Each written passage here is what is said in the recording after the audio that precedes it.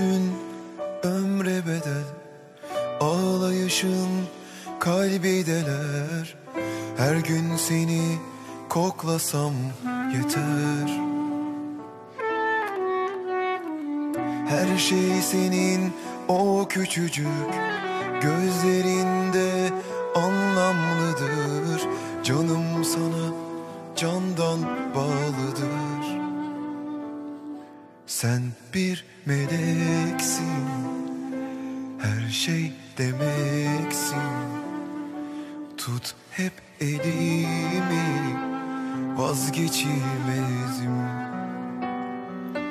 Sen bir meleksin, her şey demeksin.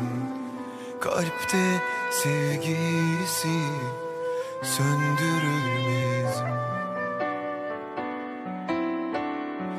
Senden asla bir gün bile ayrı kalmam, ayrı kalmam. Dünyaları verseler de olmadığın yerde durmam.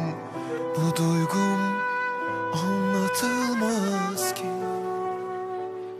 Sen bir meleksin, her şey demeksin.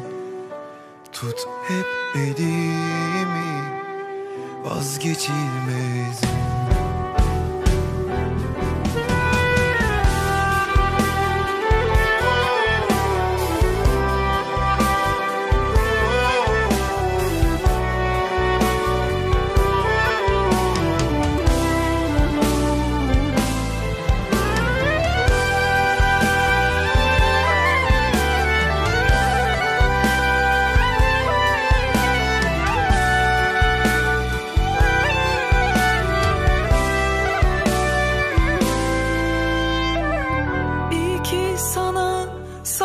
Oldum, melek nedir şahit oldum, acılara armağan oldum.